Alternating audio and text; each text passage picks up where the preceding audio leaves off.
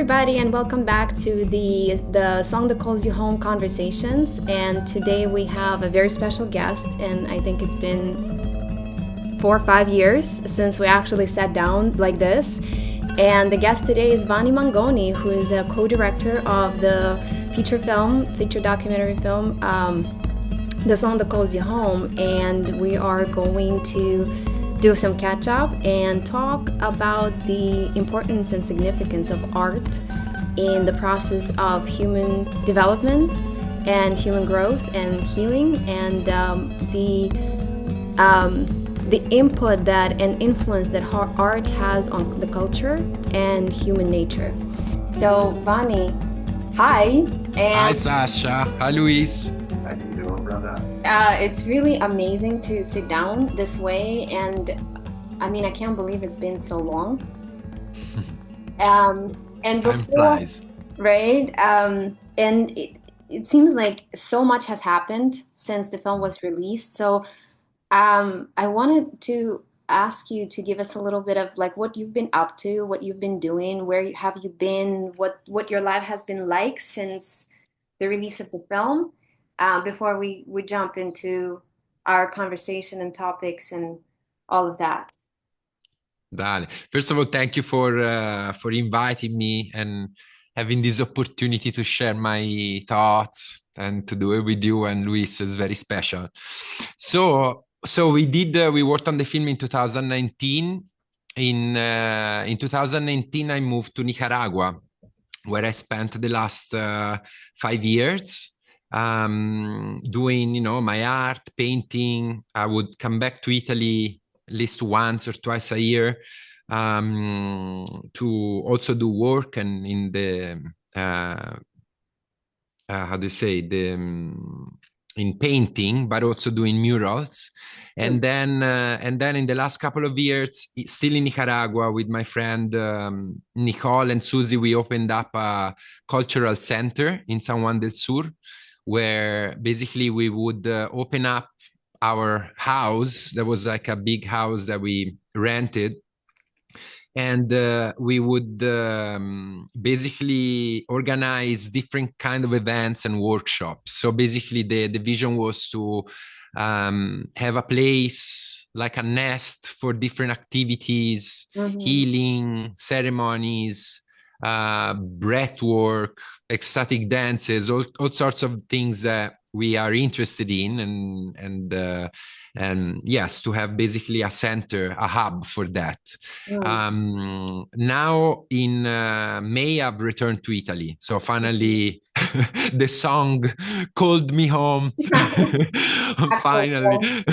No, yeah, well, so now I'm in Italy, so this is where I'm based, and since then, actually, since my return, I started doing festival circuits where I basically paint live at different festivals, and I enjoyed it a lot. I did it for the first time last summer, and so I'm gonna continue again starting from the spring, so the warm season here in Europe. I'll be doing that again. So yeah, so mainly, and also other side projects that haven't seen the light yet, meaning that they're still work in progress. But in the meantime, I've been dedicating my time to painting mostly. Yeah, wow. And do you have I just want to be able to feature everything that you've mentioned in terms of murals and things that do you have content from the festival, what you've painted live? Yeah, And yeah. and what happens so you've painted something live? Do you then exhibit it somewhere?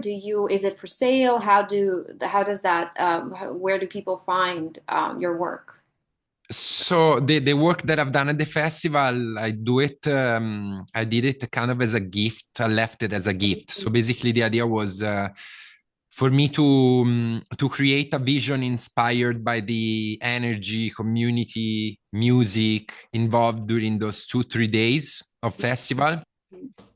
And then I would leave it to the organizers. I don't know if this is gonna be like that always, but it has been at least my first year of of this format.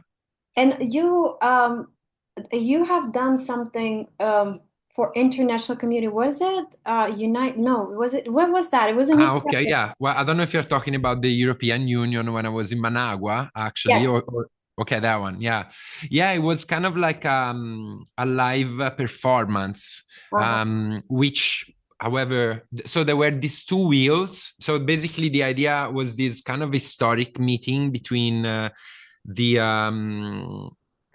the government of Nicaragua with the European Union ambassadors and Mhm. different kind of like these two because politically they're not as aligned and so it was historic in the sense that like in the same event like they both came and then I was given the opportunity to create an artwork that would I don't know, like a live performance. And so basically, I created these wheels. So I worked with Mujer al Pedal. That is like a group of three women, one from Nicaragua, one from Belgium, and one from the United States. They're welders Mm. and basically with them I constructed these two wheels that they have they have dents kind of like a mechanism. I don't know Yeah. how do you call like the clock has those wheels, but then I made them really large and created a mechanism and I counted one dent more so that basically they would disalign, right? So they wouldn't meet always at the same place, but the next time they would be a little bit on top and a little bit on top. And I created this image where you have a man and a woman extending their arms and reaching out each other basically in time in different and basically the performance was for me to paint in one single line the silhouettes of the man and the woman and then the man and the woman and then with the ambassadors kind of spinning the wheels so that they would meet again and again and again. So that one was for the European Union. It was I think a couple of years ago now. Yeah. And then the other one was the mural I did in Rome for Yeah. the Italian, Yeah. Yeah. for Federica Pellegrini, the center, the aquatic center where she used to train, and the Italian Olympic Committee president Giovanni Malagò, dear That sounds friend. really exciting. That sounds really Yeah. exciting and sounds meaningful. Like there's Yeah. yeah. Well, I mean, obviously, the title of the wheels was Wheels of Solidarity. Mm. That one obviously has a different kind of meaning, also given the circumstance where this happened. The other one I'm obviously emotionally attached to because I used to be a swimmer. Federica Pellegrini was a friend. I mean, he's a friend of mine, but used to be a teammate of mine. Oh wow. Yeah, and so yeah, that has also a That's special place in my amazing. I heart. don't think I knew that about your friend. See. Yeah. Um, so talking about so we met, I think you knew Luis before we met. And we met because of the plants. And Yeah. so that's sort of like the whole journey of us knowing together and tell me how like what happened with you in the plants and what happened for you as an artist and what happened internally and how it influenced your expression and like what does that mean for you to like meeting the plants and what was that like and what happened afterwards? Well, I mean, I guess when you talk about meeting the plants, you mean meeting the spirits of the plant, like the plants, like in a different, kind of an unusual way through ceremony or something. Mhm. So my first ceremony was actually with peyote. Mhm. So the first plant was the cactus. Although, like I think the plants fit within this context of ritual and ceremony. They are, obviously enhancing allies and agents, and I'll talk more about that. But within this context, my first meeting with I guess the spirituality of these ways was a Temazcal, an inipi ceremony that I did in Mexico in 2011. And I went inside with like a terrible back pain, and actually through the Temazcal, that pain kind of dissipated and then left me alone for many years. And so after that ceremony, which I walked in without much expectation because I didn't know much, actually almost nothing about the whole cosmovision of indigenous spirituality and rituals and ceremony, but I came out of it very impressed, kind of like, okay, there is something more potent here than what I initially thought. And so that started a little bit my fascination and investigation and exploration of indigenous wisdom and ways of praying, you know. So the second step then was participating in this ceremony with Kwatli, a Mexica maestro from Mexico, with peyote in the Everglades of Florida, and that opened me up entirely, meaning that.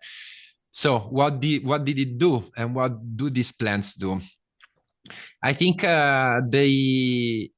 first of all, like different plants work differently, you know, meaning that I find, for example, ayahuasca to be very mental, meaning like it does shine a light over thoughts, thinking patterns, very visionary in terms of even like, visions. Peyote, I find it very visceral. So I find that it works in the stomach and the intestine more than the mind. Then the mind, obviously we're one single conglomeration of energetic centers and forces and stuff, but working with the stomach and the intestine, basically I found myself, and I find myself when I work with peyote, elaborating on reality and my place in reality, and how I interact with reality. In a way, if that makes any sense, I feel like peyote teaches about the law of reality, and the heart. In fact, peyote, I think it means luminous heart. Definitely, in terms of elaborating with the emotions and the visceral part, there is this natural opening of the heart. And then ayahuasca, for example, it's a bit higher, so more it works more in the imagination, in the mind, but also, obviously, since it's all connected and the heart is the real engine, the heart is always involved. Also because the intention is that one, right? To kind of connect more. So personally, what the plants have done, first of all, these ceremonies have shown me that we can communicate with plants, and plants have spirit, and they are way more far-reaching than what we're commonly used to think. Even trees. Okay, we think already now science has proven that they communicate through the mycelium, and it's like we already have like high regards to trees.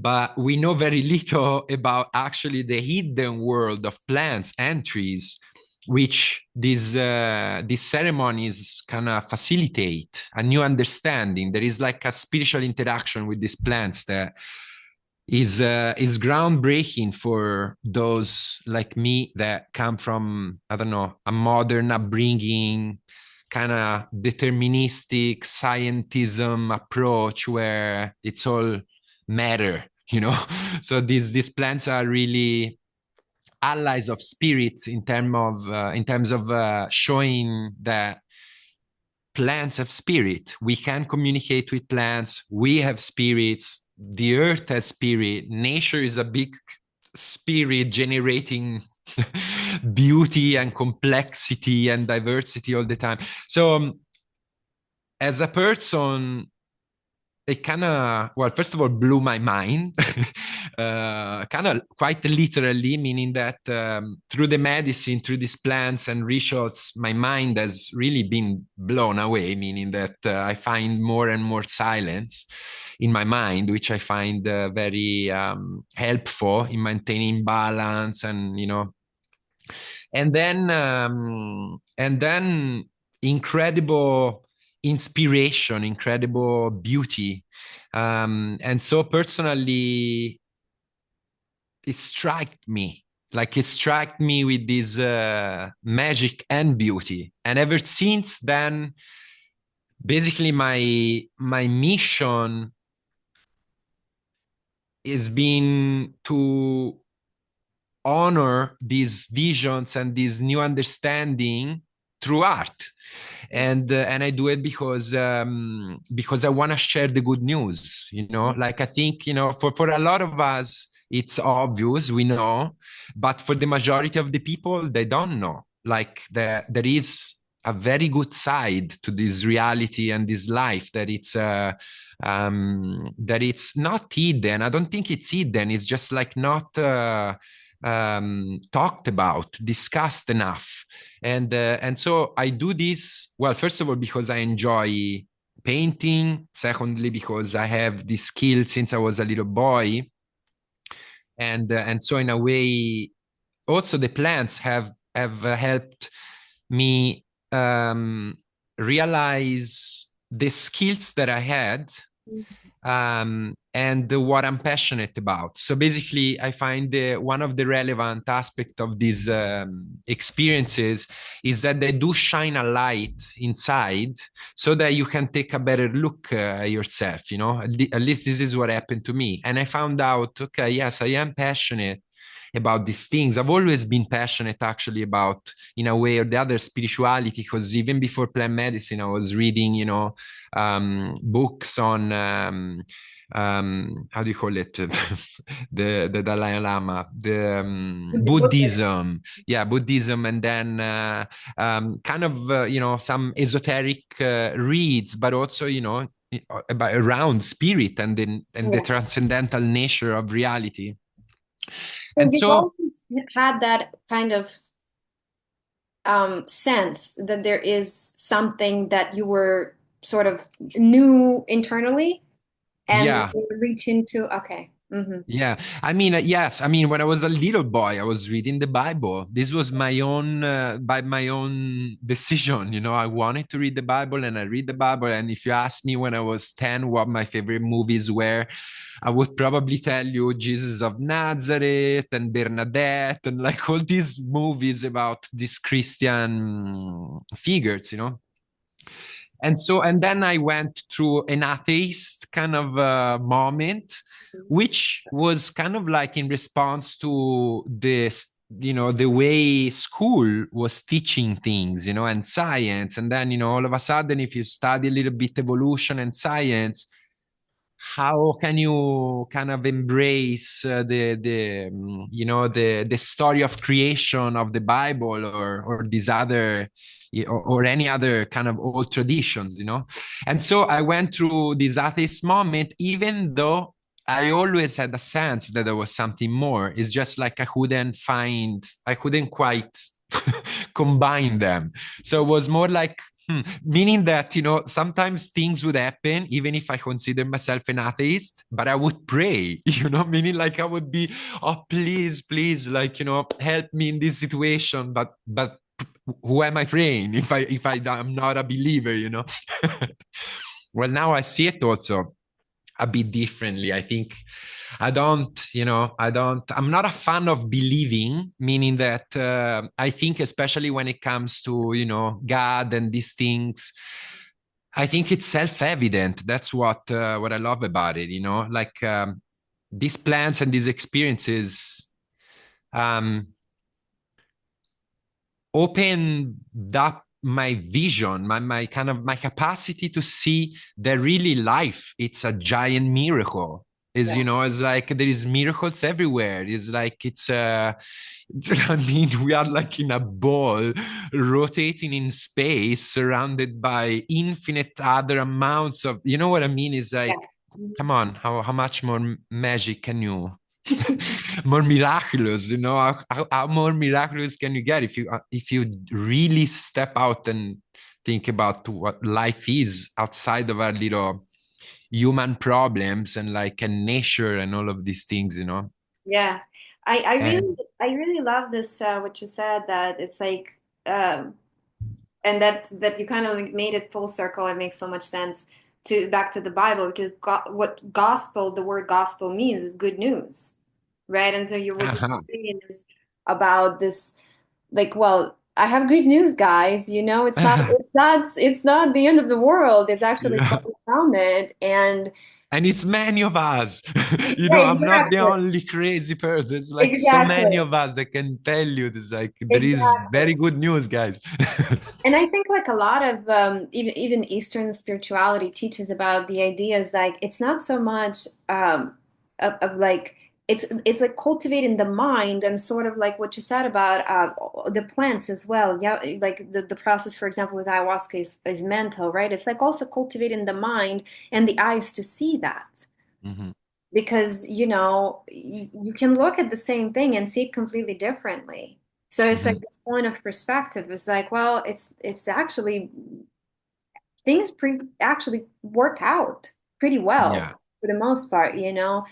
um and so I really love that, that like the how you encapsulated some sort of the mission of your art, like of your expression. And can you like walk us through it? Like what do you mean by that? Like can you like give us an example, like, you know, Mhm. of a painting, or like how it conceptualizes what it says? And because, you know, I think there's so much we can say with words, Mhm. and then there's other forms of understanding, like Mhm. art and music and Mhm. poetry, like Mhm. even like poetry is different than like regular speech. Mhm. Um, and I think that's kind of the types of communication that we do share with plants. They're not necessarily verbal. Mhm. Can you walk us through it, like what that's like, and like maybe, you know, showcase a couple of your paintings and like walk us through the process as to, you know, how it all works for you on, you know. So, okay, I'll tell you a little bit about the process and then I'll show you some images. So, you know, actually, I recently found a term to kind of describe the art or like contextualize my art because I've been, you know, like I've been uh, I've been associated a little bit with visionary art, which I love. You know, I find it. But however, at the same time, you know, it's like I'm not the paintings that I do Mm, very rarely are literal depictions of visions that I see in ceremony, meaning that in ceremony, actually, I see um, I see spaces more than symbols and animals, you know, like so in my art you see a lot of animals, a lot of stuff like that, but actually in my visions they're more like architectural beings, if that mm, makes any sense. Like I see more like spaces, like really like rooms, chambers, like mm, things, you know, like but at the same time they're animated. You know, they're like kind of like living spaces, mm, and within these spaces sometimes, you know, there is like entities also, like something that I could associate as, you know, to entities, but it's more um I feel like the revelations or the things that I'm very drawn to painting, they're more kind of like intuitions and revelations that I do receive in ceremonies and sometimes outside of ceremonies in meditative states or when I interact with other plants, like could be cannabis sometimes, you know, or even just tobacco or just like walking in nature or something. And so I kind of like something like a full concept, like a full idea or understanding of something, just like bloop, like Mm. comes in. And then I try to find the visual language. So sometimes it's like, immediate translation, Mhm. meaning, for example, and I can show you a picture. I'm gonna share the screen. So is it like, before you, just for me to understand, is it like finding a way to explain the context, to like explain the like yeah, like a concept through visionary means? Is that what you're saying? Yes, in fact, look, I'll show, and obviously every work of art that I do, it's also a little bit different. So I'm trying to generalize a little bit. Mhm.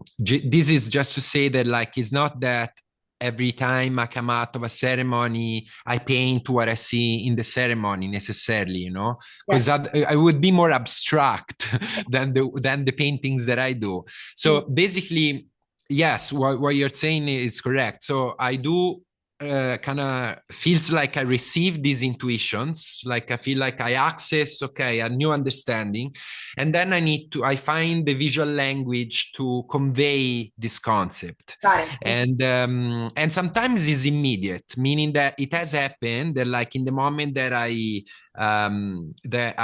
get this understanding, it comes through as an image also, like as a Mhm. as an image, but also completed with like almost like it's not a verbal understanding, and yet it's linguistical, meaning that it's actually it's complete in the way it's self describing the concept, and then I need to find the symbols, and so that's why I call I guess my art these days, I call it mystical expressionism.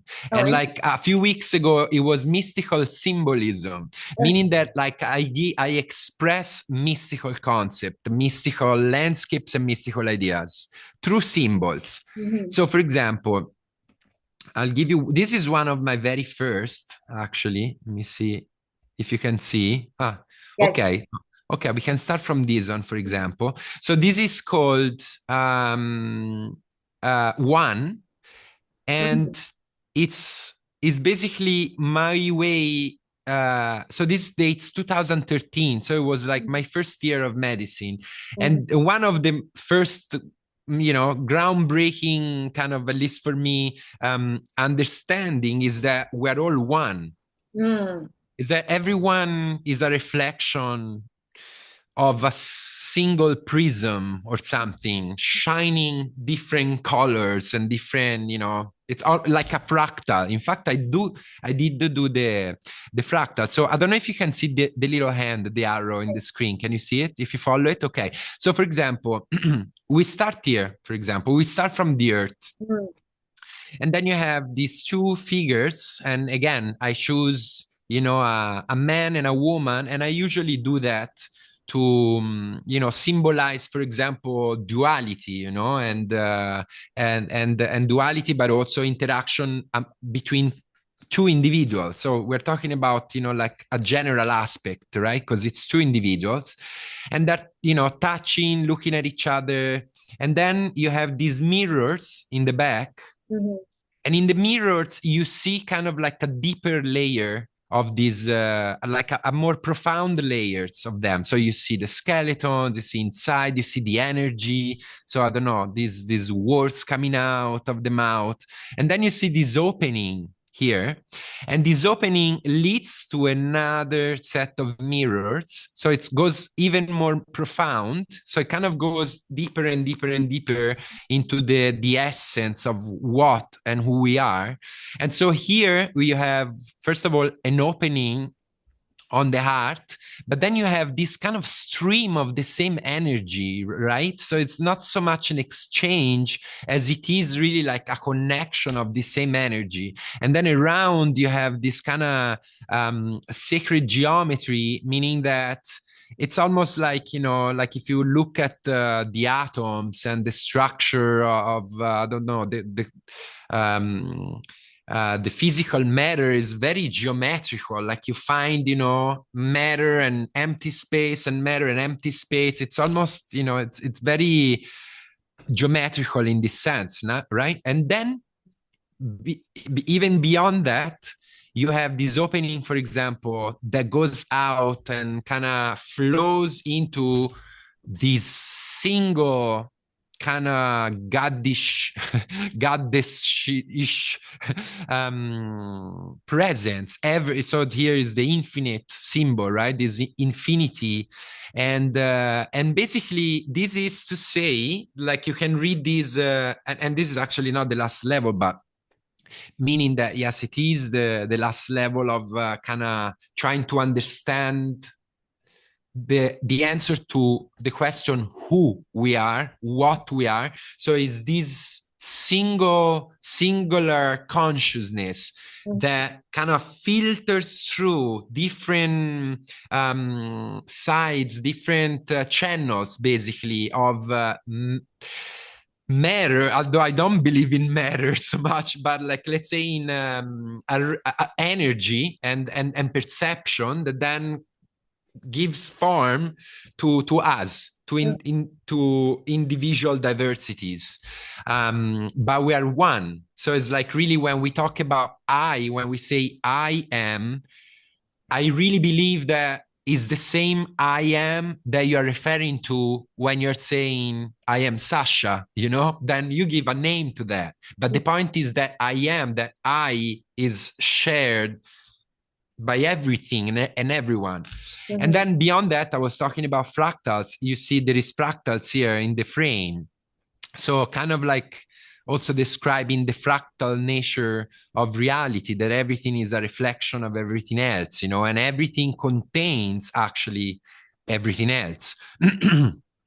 So this is one, for example, and then, so these are other works. So this one, for example, right, to tell you the story. So this is actually been this is also, I think, 2013, 2014. So after my first ceremonies, I already started, you know, meditating and, you know, appreciating that kind of empty space of the mind. And so, and the idea, so the concept there was the kind of, it would rise from the sensation that in an empty mind, I would actually open up to the possibility of receiving wisdom. And wisdom I associated also with kind of like the invisible support that we have. And so here, for example, are portrayed 7 generations. So if you see the little, okay, you have this central figure in the center with kind of like this sectionized head that is, so it's open, it's totally open, there's nothing there cut. And then you see 7 lines of generation. So 7 generation kind of like giving, and then you also have the universe. So you have all these planets and stars rotating. So basically in the emptiness of mind, in these moments of silence, this is when you can actually hear and receive the wisdom of like higher other places and dimensions. And then the idea is to understand then what we do, what to do with that. And so basically this is why the person has the hand and a flower. So we are kind of like the flower of all generations that came before us, and we are here to give and to let our own flower express, right? So but this is to tell you that this is kind of like the process. So this idea, for example, I'm sitting in meditation and I feel this beautiful empty space, and then maybe, you know, some intuition comes along, and then I'm like, okay, this is I want to give an image to this. I want to make an icon out of this idea so that it's immediate, so that I don't only rely on my words to explain a concept, but people can visualize it or something, you know. So this is So this is very intricate. There's a lot of detail and there's a lot of layers. mhm. What's your process like when you paint it? Like, are you entering it like a state of meditation? Like when you're actually engaged with that, what's your internal process? Yeah. Yeah, definitely it's a form of dynamic meditation. I mean, so much that actually recently when I'm paint, I listen to podcasts, Mm, meaning that my mind is not engaged, at least intellectually or, you know, in terms of like describing or something.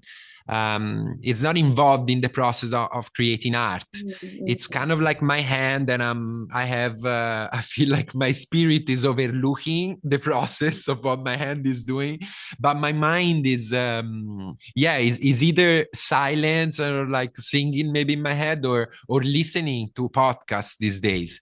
So So you're the surrendering your mind while you're doing this. say that again.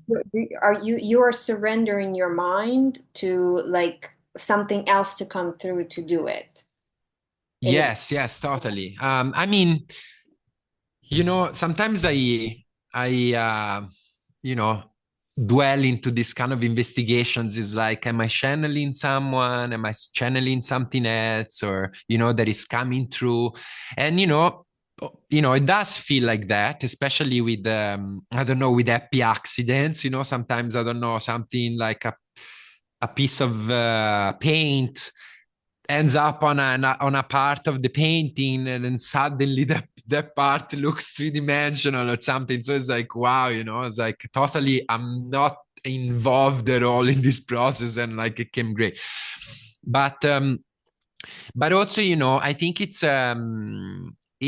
I think when we say channel, I don't think it's something other than ourselves, meaning, I think it's all ourselves anyways, it's right? a So greater it's kind of like, perspective.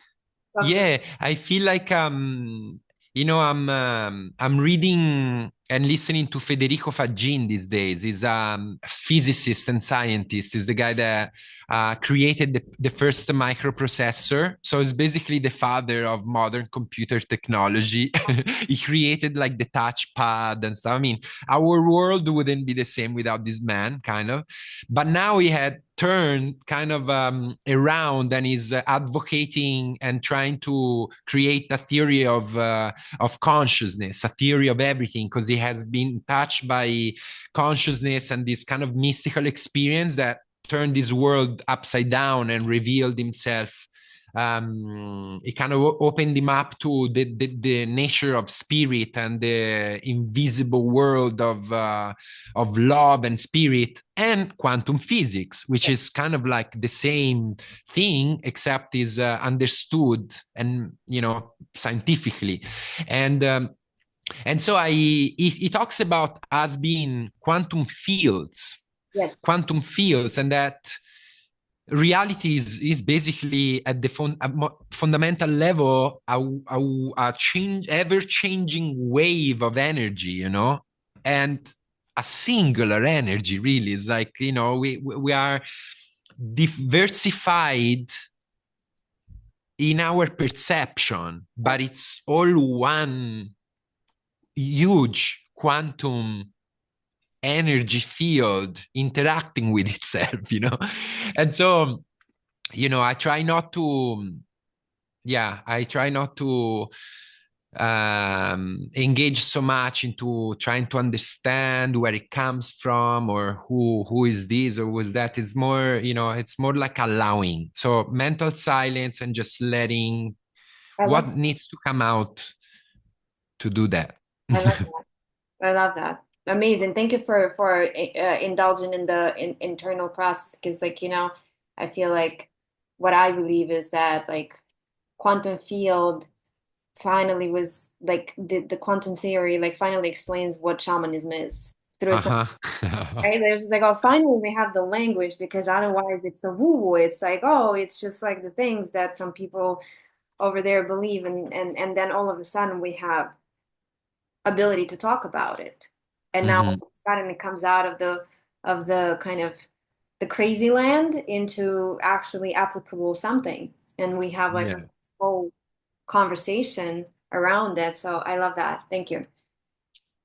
What? Thanks to those guys that that decided to look really deep into matter to find out, you know. And thanks that we have quantum physics. I'm really excited actually for the general physics, the classical physics to and physicists basically I'm hoping for modern scientists to to embrace a little bit the lessons of quantum physics, you know. Mhm. Yeah. Yeah, that's Yeah, so amazing. but then I can show you more, but Yeah, please. Yeah, yeah, yeah. So this this is is kind of like the process. I don't I know. have Okay, wow. I have Okay, so this one, this one I is do. Yeah, I love it. yeah. This one is very descriptive. See, this is one, for example, talking about diversity. This actually I made this painting literally to describe the process of an ayahuasca ceremony. So Wow. at the center is a stela, master stela, and then you have all these little characters. There is me really in like every single steps of the ceremony. So you Mhm. have, and I do like I arranged it so that you can read it as you would read, I don't know, the page of a book. So basically you Ah. start from the left and you have the moment of drinking the medicine. So it's me drinking in front of a stella. And then here, let me zoom in a little bit. And then you have the moment of, you have, I don't know, the moment right after, let's say 30 minutes into drinking the medicine and you start feeling, or this at least has happened to me, feeling with strange sensations, and I put a monkey in my head, meaning like, you could hear, we could hear our own mind chatting. So kind of like we're starting to look at ourselves on a deeper level and finding out little disalignments and entities or something, energetic blockages or something. And then the next step is, for example, this is actually I paint a hummingbird, and the white hummingbird for me is Piñón Blanco. So it's Ah. like one of my first diets, and I feel like it has shown up in my visions during ayahuasca very often as a bird of light. Mm.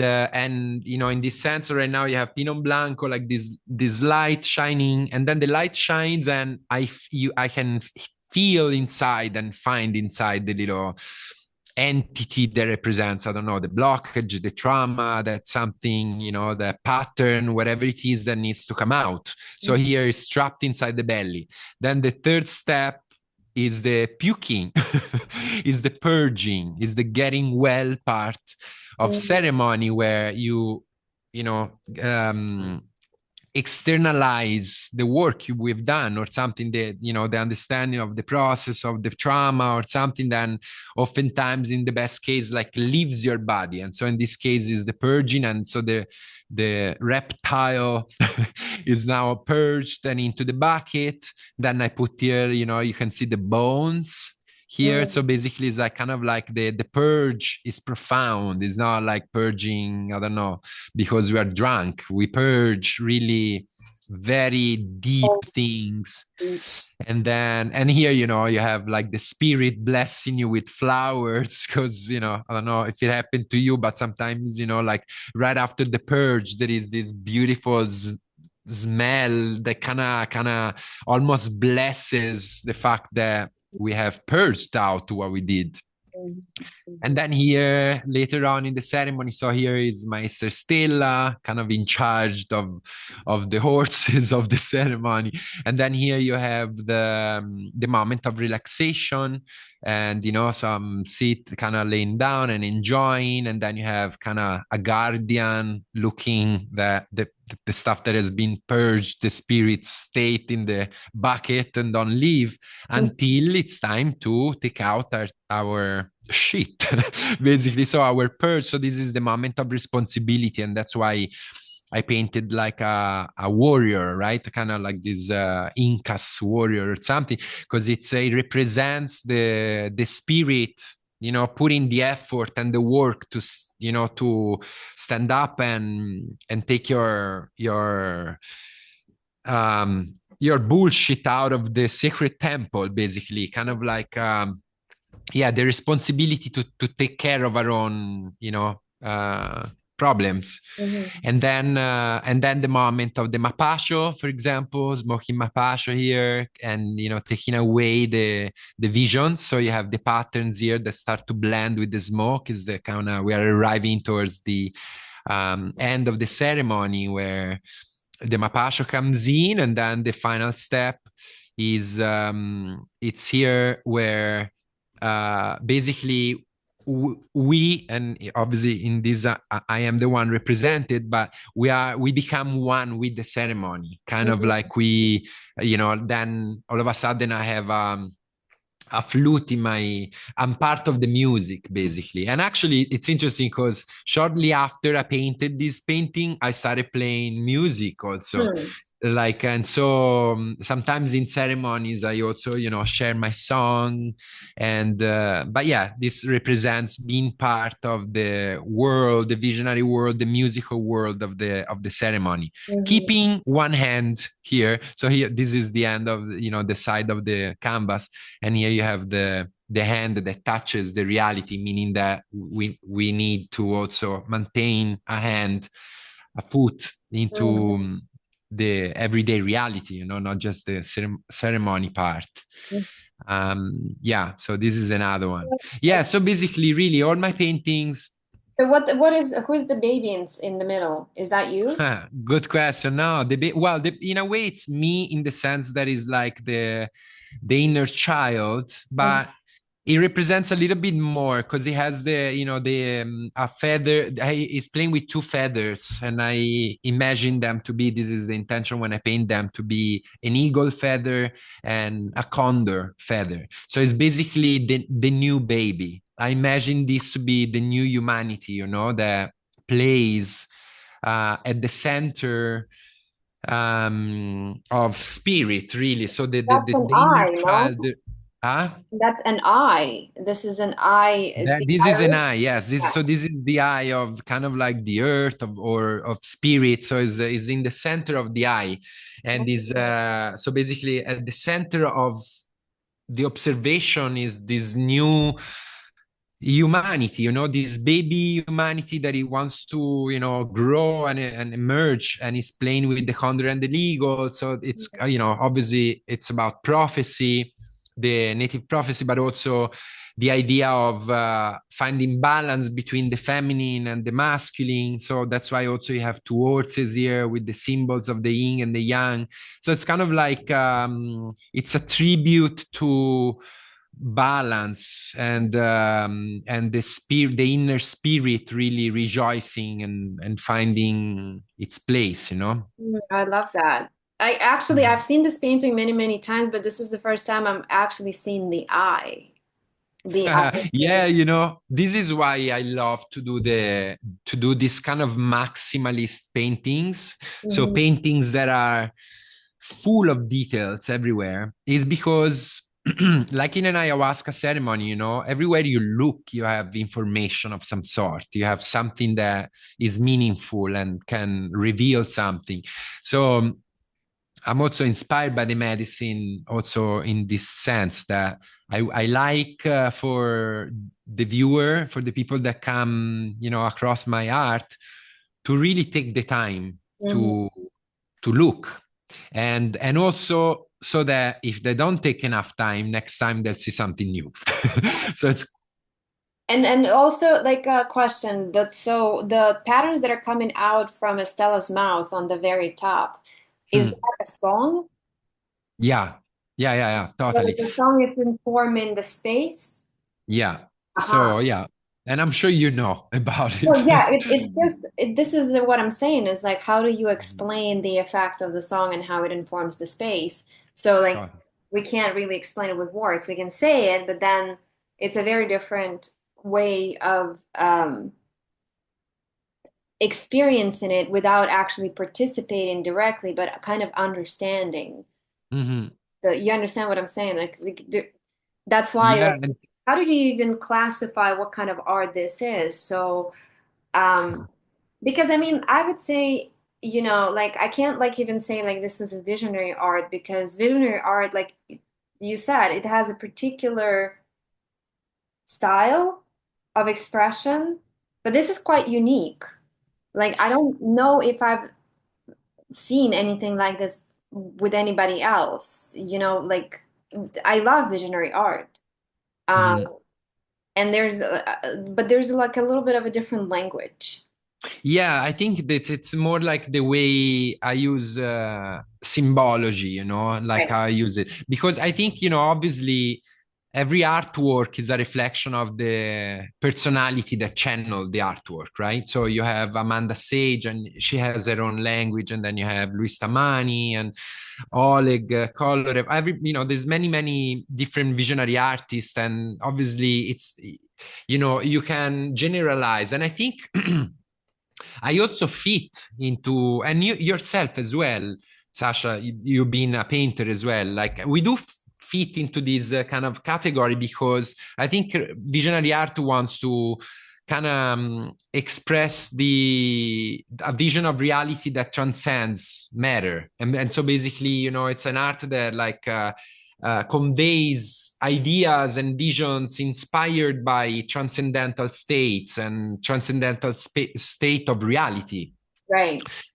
But I wanted to find, and I mean, perhaps it will change in time, but yeah. So I think maybe what I do that I don't know how many visionary artists do is that I really try to encode a specific concept. It's almost like conceptual Mhm. art, except that is mystical concepts that I try to convey. And this one is not a good example because this one is a quite literal description, but the one I showed you before, Yes, yes, yes. they're more kind of interpreting a concept In fact, yeah, I wanted to ask you, like visually. from the previous two that you shared, I wanted to ask you, so is there like an artist that was a big influence on you as you were growing up, or like as an adult that kind of like also informed the way that you convey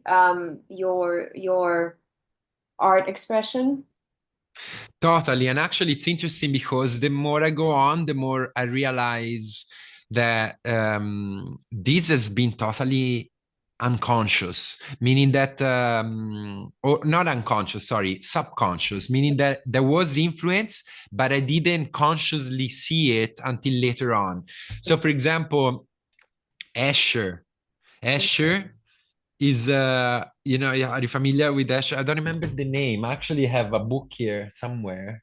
But yeah, he paints this incredible, is the one that created the infinite staircase, like all these landscapes that are like also architectural, these impossible spaces, very detailed, beautiful, sometimes surrealist imagery, very, very much influenced by him. And it was actually, I received this book as a gift when I was a teen. And so I really, I remember going through the book and really loving it, but then placing the book on a shelf and leaving it there. But then I realized much later that this has been a big influence in me. Mhm. And then another one is actually a game that I used to play when I was a kid, like a board game called Kaleidos. And basically in this game we had a minute to find as many elements that would whose word and name would begin with a specific letter, in kind of in a competition manner with other guys that would look at the same image, and every image would be so filled with elements and characters, kind of like my paintings are, that wherever you look you find something. It was a game, and the goal was to find specific things that would be, that would begin with a particular letter of the alphabet.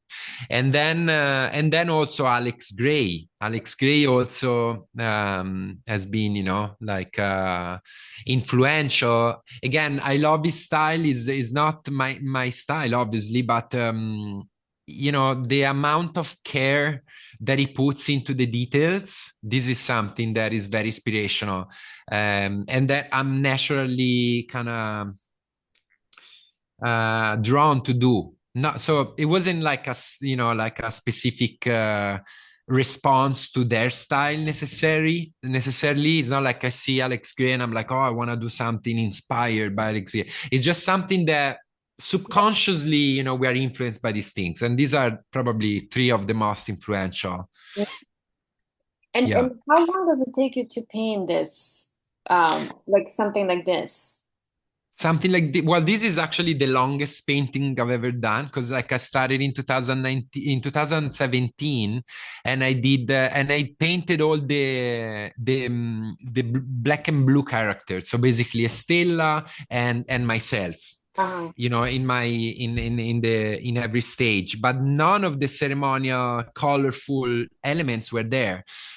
So I wanted to so it felt incomplete. I was like, there is something here that wants to emerge, but I don't know what. So I left it there, sitting there until 2022. In 2022, I was looking at it and I saw Saint Peter. So the church, the Vatican Church. I saw basically the concept again. So here was a concept that this space, this Maloca, so this whole scene is obviously taking place in a Maloca, in a hut.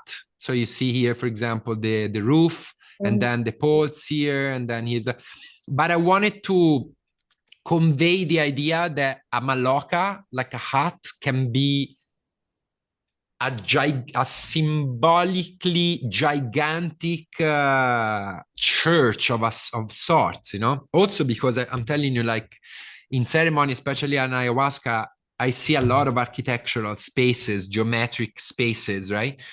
So, and so basically here what you see is the central point, the intersection of the navate. I don't know how to say in English, but the allies in the Vatican Church in St. Peter, and the dome.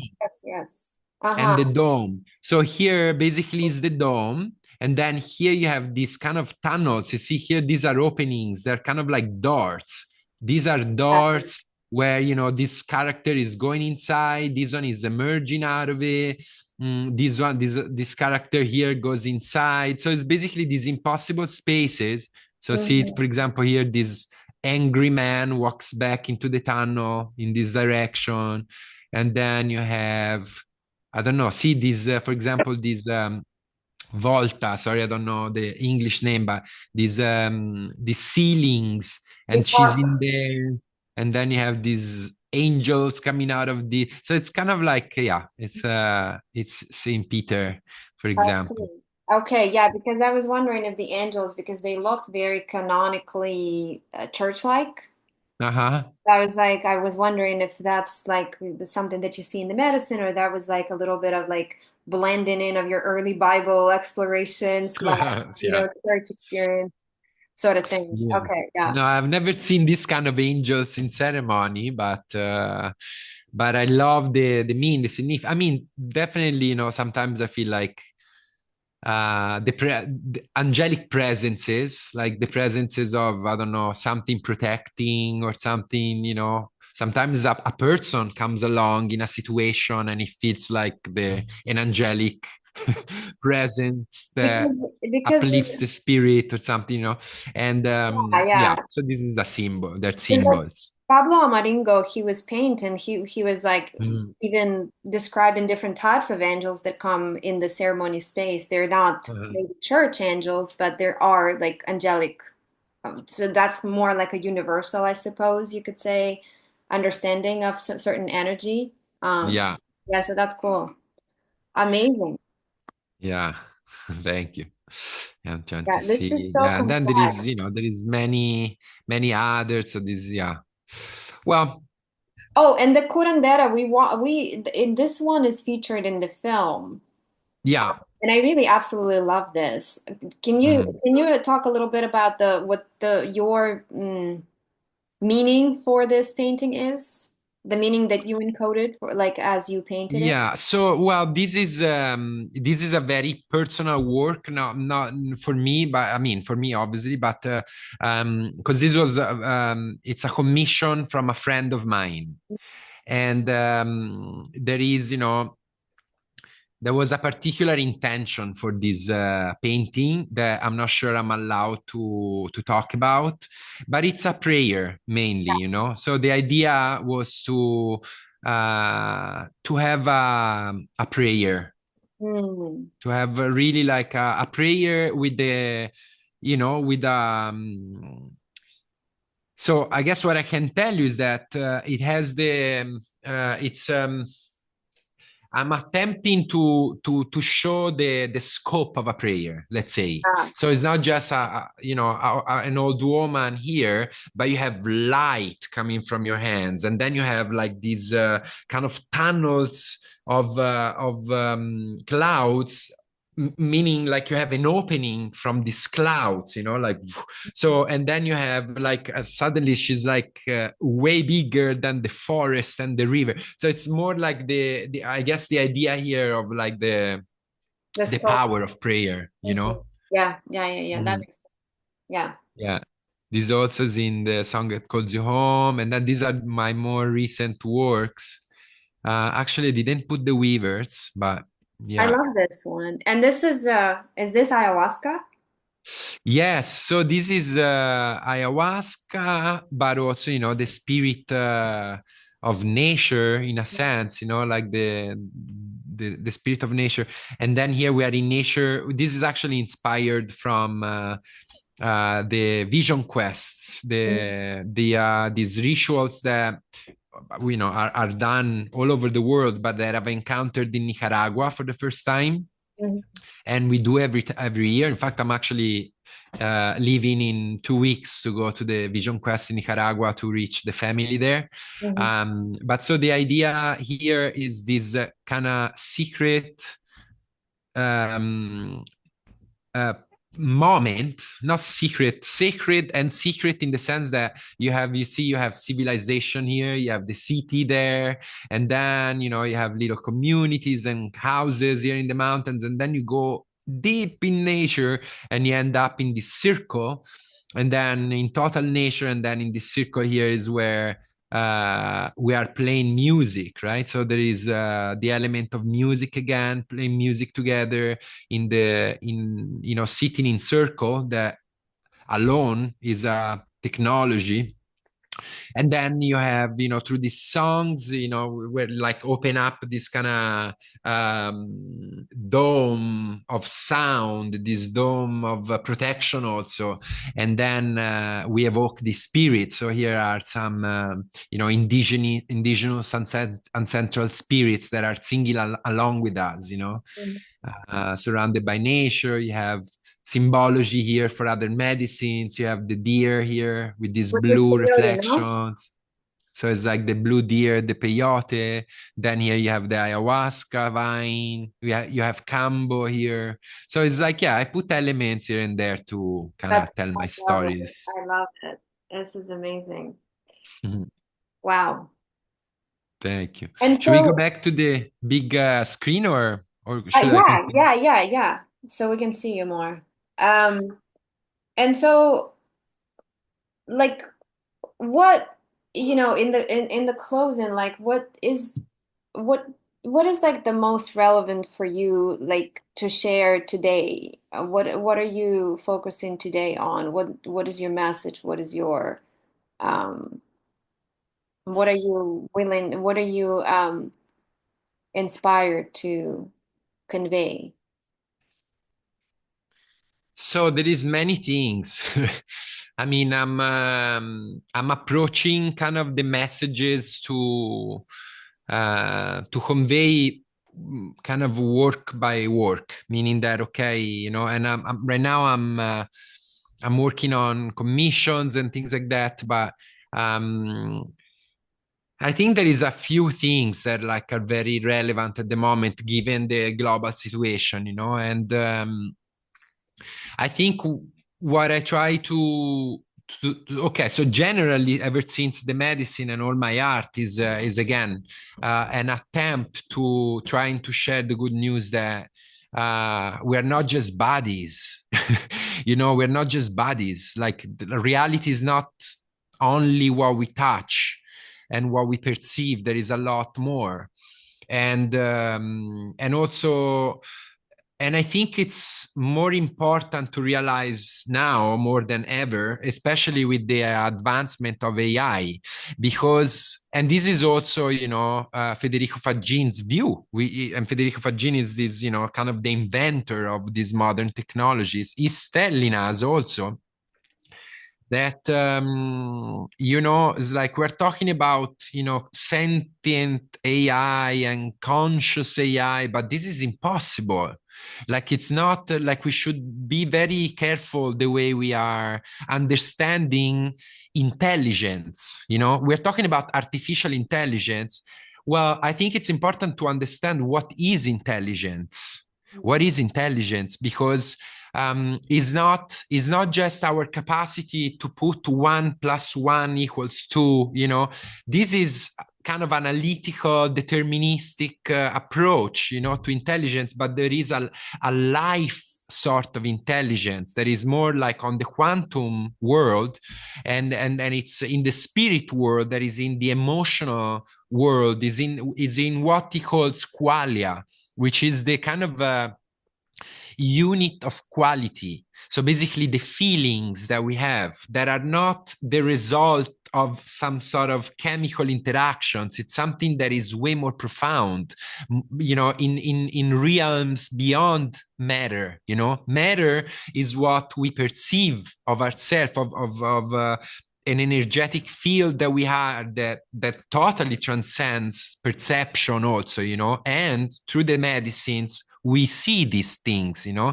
except for the general view, for the people that don't have had yet these kind of experiences, it's hard to, obviously it's impossible to imagine. It's even impossible for us to describe it, you know. We try our best through words and paintings, and yet we do quite a miserable job in terms of like really convey the scope of the amazing,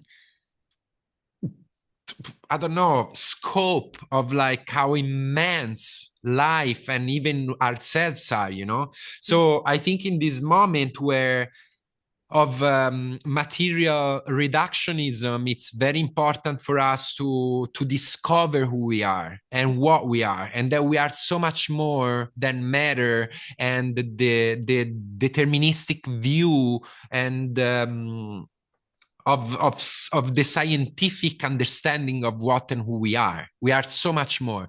And so I'm inspired by continuing, you know, this path you know, through canvas, through painting, you know, this visionary, mystical landscapes and subjects, just as much as I'm determined to continue to be involved in community, in the communities here and wherever I am, that nurture and cultivate these sacred spaces, so that I don't know, I can put in my 2 cents of of money and wisdom and, you know, personality and skills to at service of creating, a sustaining momentum for these understandings to touch more and more people, so that when AI becomes, like, because this is the point, is that if artificial intelligence, if we think we are matter, if we think we are machines, basically, then AI is gonna surpass us because they are impeccable. Like, if we are made of atoms only, and our intelligence is putting 1 plus 1 together, then AI is definitely gonna be more intelligent than us. It's gonna be superior to us. But this is the thing, we are not that kind of intelligence only. We are, I think there is a classical physics that can apply to us, but we're also quantum fields. We are also like a spirit and mystical fields. And we have qualia, we have like emotions, we have things that translated in us beyond the chemical interactions. We have tears that come out of emotions, of profound emotions that we feel inside of us. This is what needs to be understood, embodied, embraced, and welcomed in the narrative, in the general narrative description of who we are and our understanding. And so, I welcome medicine, welcome rituals, welcome even psychedelics in this sense, when approached with this, kind of intention to dig deeper, to try to understand who we are and what we're made of and what we're made for. Because suddenly, through these experiences, not only you discover that you are an infinite field, but you're also within this infinite field. Most likely, you're gonna find out what you're passionate about, and therefore find a clearer path for you to understand what you have to offer in this game, like what you're passionate about. And then, okay, then what do I have to offer? Let me join the train of these things that I'm so passionate about. And obviously there are many different situations. I'm privileged, meaning that, like, I come from a first world country, but if this is the situation at the moment, then the first world people, then them, it's incredible that actually our spirit has been so profoundly touched and in a way saved by these technologies that come from indigenous people. That it's incredible that they are, even in terms of quantum physics, that they have their own language, but it's a much deeper understanding of reality than our scientists, I don't know, 50 years ago. And so this mission also, trying to also understand how to give back, how to find the balance between, like these kind of immensely valuable treasures that the indigenous have shared with us through the medicines and these recipes and these rituals, and how to give back, or at least how to honor them and cultivate a narrative that involves them. And so, for example, in my paintings, I do put the shaman there, and I don't put the, I don't know, the apprentices out there, which are great. It's good to do apprenticeship and to study with them, but like, okay, put a place, like a stella, a shaman that has a lineage. And I think it's important to also include this kind of topic and element in the conversation of medicine. And yeah, I love that. Well, thank you so much, Vanni. Thank you.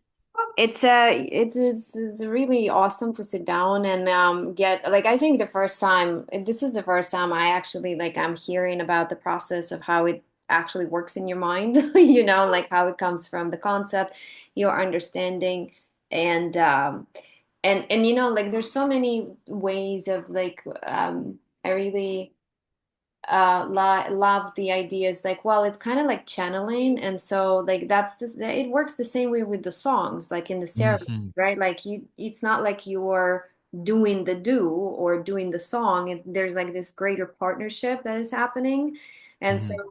like it seems like the concept is the same, the vehicles are different. Hmm. In a sense, for me, sometimes like when I look at the visionary art paintings, and it's like, oh, it's almost like prayers.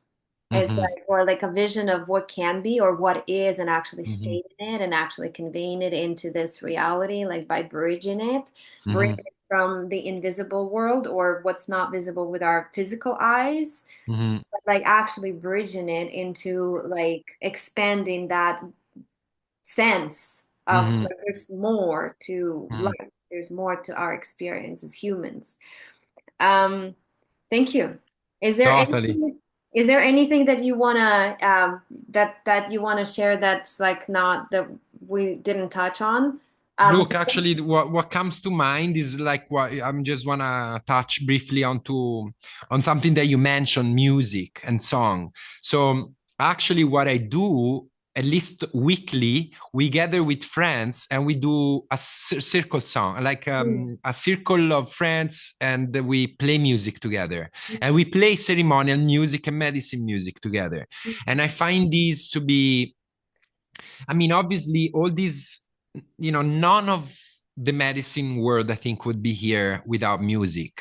It's almost like they are, they come along together. They are kind of aspects of, as we have two hands, ceremony and plant medicine world, as, the leaves, and then it has the music that comes, that comes with it. And I think it's so important. Music is so important, and the kind of music we listen to and the kind of frequencies we expose ourselves to. yeah.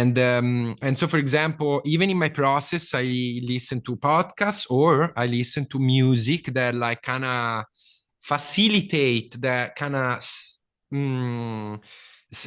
state of consciousness to maintain myself, crystal clear in that dimension when I paint, and so, and I, yeah, I mean, if there is something I can share is to do it, to play music, really, to pick up an instrument or voice. I mean, the voice is the instrument, but and play music, and to do it with people. I feel like it's already a revolutionary act.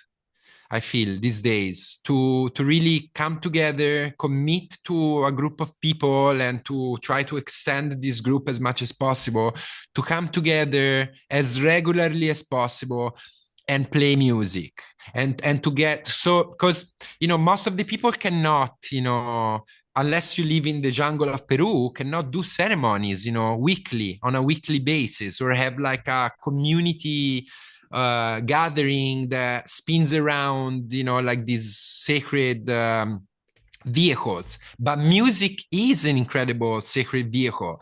And so that's simple. We only need our voice and the intention to come together. And through these circles, it's, well, first of all, it's amazing how bonding the experience is, because the moment you play music and you sing, you're opening yourself up. You're like, you're vulnerable. And that's, I think it's one of the fundamental premises of bonding, is that you need to be vulnerable. Otherwise, if you have masks and layers, like there's so much that you can really get in, touch inside of yourself. Instead, through music and this kind of gathering, it's amazing the kind of spirit uplifting that we can touch, and also the altered state of consciousness that we can touch when we drum together, play music together. And so, yeah, I mean, I'm very, very grateful, immensely grateful to the indigenous and to the the guardians of these rituals for having brought my attention to music the way they have. And what music has been doing for me recently is really keeping me aligned with my mission and my ideal self, really through music. It's bizarre, but it's true. Through music, through It's feeling the amazing that music. like the song that calls you home, and that the song is like that's just like such a through line. And I think True. like to second what Ricardo said about is like people think it's about this, people think it's about ayahuasca or that or that. It's about the songs, and Uh-huh. man, it's just like in so many iterations. Uh-huh. It's it's like yeah, it's just like he was so spot on about that, and definitely I can attest to that through my own experience. So Same. And now more than when we actually shot the film. Like, understand way better now what he meant yes, yes, than when initially, heard.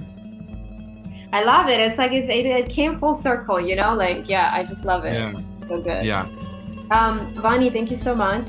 Thank you, Sasha.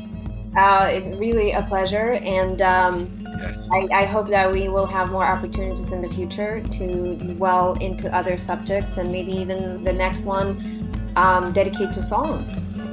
Beautiful. Like I Amazing. think that would be an amazing topic to discuss. Yeah. Mm-hmm. And so, in the closing, I really appreciate this opportunity to be having these conversations with various people. Like, I'm personally very passionate about it, and I hope that what we do here and the topics and information that we bring to you is inspiring, is helpful, is reaching everybody who's seeking it, and it enriches your life in one way or the other. It is an incredible gift to be doing something that one is passionate about, and I'm incredibly grateful for that. And thank you for joining us again.